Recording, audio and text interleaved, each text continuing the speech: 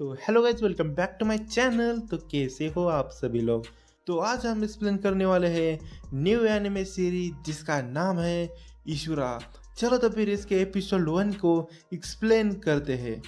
तो एपिसोड की शुरुआत में हमें एक सिटी दिखाई जाती है जिसका नाम नागान है। वहाँ के लोग काफ़ी कुशल जिंदगी जी रहे थे। तभी नागान सिटी की पूरी ज़मीन हिलने लगती है। वहाँ पर भूकंप आ जाता है।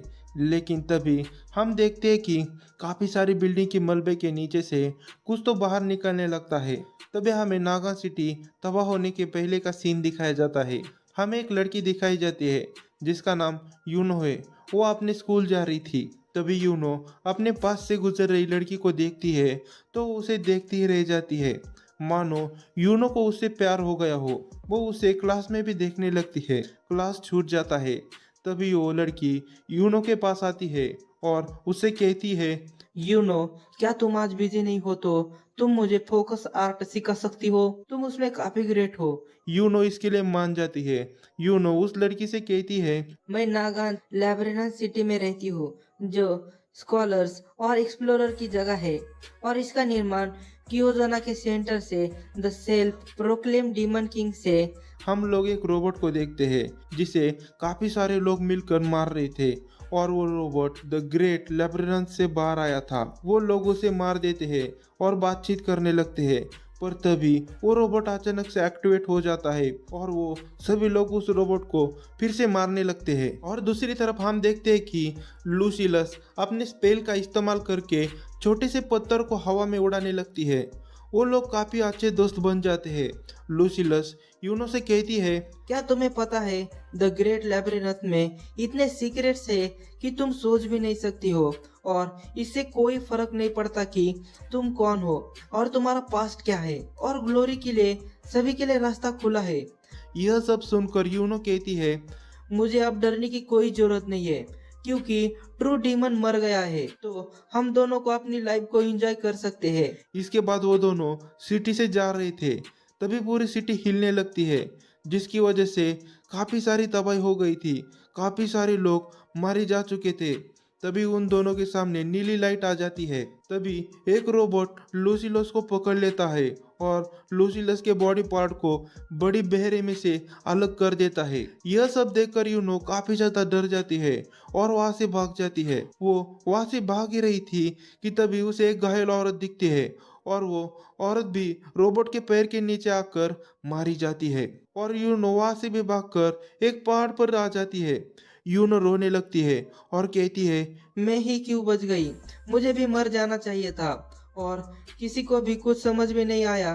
पर ट्रू डीमन तो मर गया है लेकिन वो उसका अंत नहीं था। लेकिन तभी उसके पीछे एक रोबोट आ जाता है यूनो को मारने के लिए। पर यूनो अपने वर्ड आर्ट का यूज करके उस रोबोट को खत्म कर देती है और वो कहती है, मेरे अटैक इन रोबोट्स को खत्म कर सकते हैं तो मैं लूसिलस को बचा सकती थी। तभी काफी सारे रोबोट उसके पास आने लगते हैं और यूनो उनके ऊपर भी वर्ड आर्ट का इस्तेमाल करती है। लेकिन उन रोबोट को कुछ भी नहीं होता है। यूनो काफी ज्यादा डर जाती है और कहती है, तो ठीक है, तुम मुझे मार दो।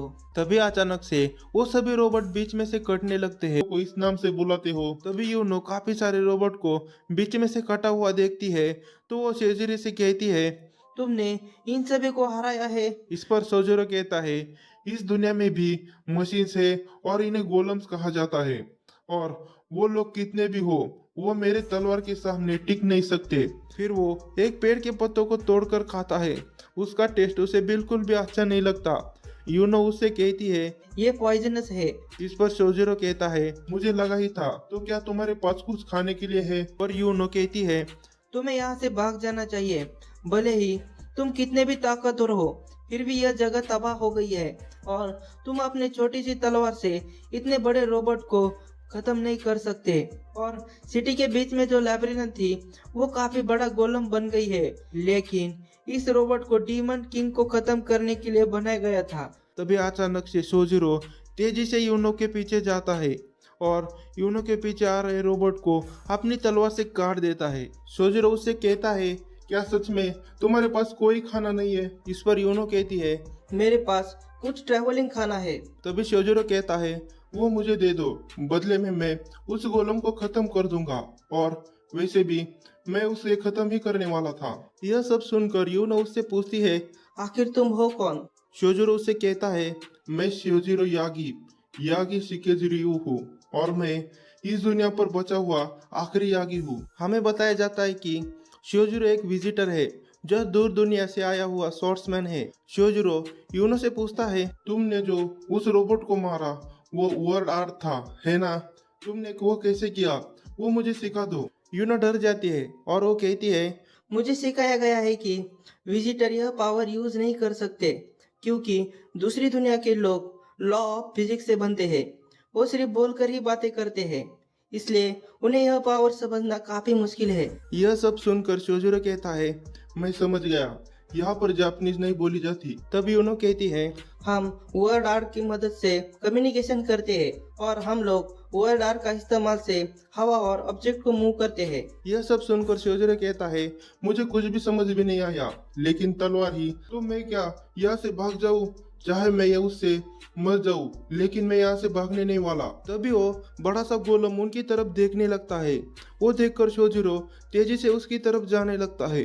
काफी सारे रोबोट उसे रोकने की कोशिश करते हैं, पर वो उन्हें अपनी तलवार से खत्म करते हुए आगे बढ़ने लगता है। वो काफी तेजी से उस बड़े से गोलम के पास पहुंच जाता है, लेकिन वो बड़ा सा गोलम शोजुरो पर अटैक करने लगता है, पर शोजुरो उन सभी अटैक को बड़ी आसानी से डॉच करता है और उस गोलम के ऊपर चढ़ने लगता है। यह सब देखकर वो गोलम शोजुरो पर अपनी काफी सारी कुनाई से हमला कर देता है, लेकिन शोजुरो अपनी तलवार का इस्तेमाल करके उनसे बच जाता है। लेकिन छोटे रोबोट भी शोजुरो पर हमला करने लगते हैं, पर शोजुरो उन्हें भी खत्म करने लगता है और ऊपर चढ़ने लगता है। लेकिन तभी वो गोलम अपने हाथों को हिलाकर शोजुरो को दूर कर देता है। फिर उस गोलम के अंदर से बड़ी सी चीज खुल जाती है, उसमें से नीली लाइट निकल रही थी। उसे देखकर यूना कहती है, यह गोलम तो थर्मल आर्ट का इस्तेमाल कर सकता है।